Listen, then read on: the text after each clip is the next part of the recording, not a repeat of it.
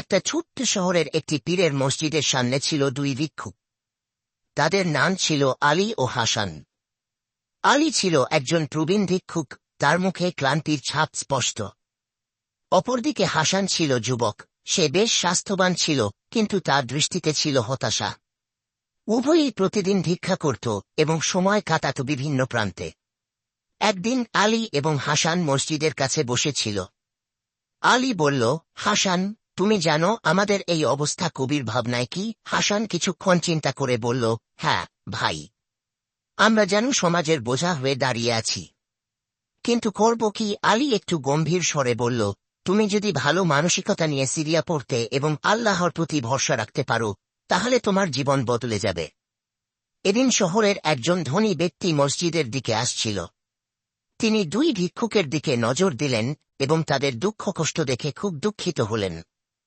তিনি আলীকে ডাকলেন, বুড়ো, তোমার কি কোনো প্রয়োজন? আলী মিতিহীন অবস্থায় বলল, হে প্রিয়, কিছু খাবার ও আর্থিক সাহায্য চাই। খালি পেটে থাকলে সারাদিন ভিক্ষা করা কঠিন। ধনী ব্যক্তি হাসানের দিকে ফিরে তাকালেন এবং তার থেকেও সাহায্যের প্রার্থনা জানালেন।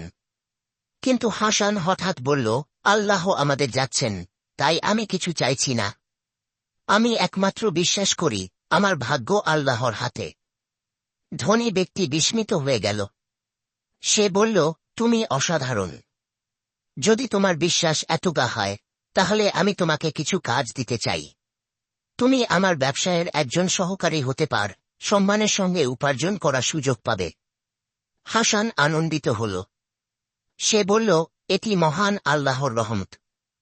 আমি কৃতজ্ঞতা জানাই আপনাকে। আমি চেষ্টা করব। আলী হতাশার সঙ্গে বলল, তুমি আবার ফিরে এই ভিক্ষাবৃত্তিতে আসতে পারো। তবে হাসান শান্ত ভাষায় বলল, বুড়ো, আমি তো জানি আমার কাজ এবং প্রচেষ্টা আমাকে আল্লাহর কাছে নিয়ে যাবে। আমি এ পথ অনুসরণ করব। কিছুদিনের মধ্যে হাসান কাজ শুরু করল এবং তার জীবন ধীরে ধীরে পরিবর্তিত হতে শুরু হল।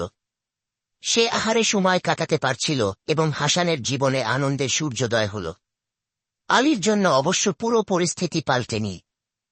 সে এখনও ভিক্ষা করছিল, কিন্তু সে হাসানের গল্প শুনে ভাবতে শুরু করল। সে নিজেও আল্লাহর প্রতি আস্থা রাখতে লাগল এবং নিজের জন্য কিছু করার চেষ্টা করল। একদিন আলী সিদ্ধান্ত নিল, সে স্থানীয় কাজের বাজারে যাবে এবং সেখানে কিছু কাজ খুঁজবে।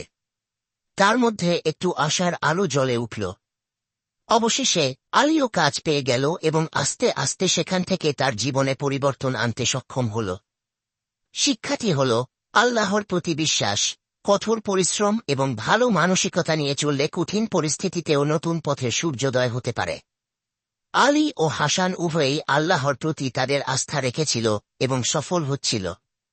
এভাবে দুজন ভিক্ষুকের কাহিনী মানবতার পথে আল্লাহর পথ প্রদর্শক হয়ে উঠল।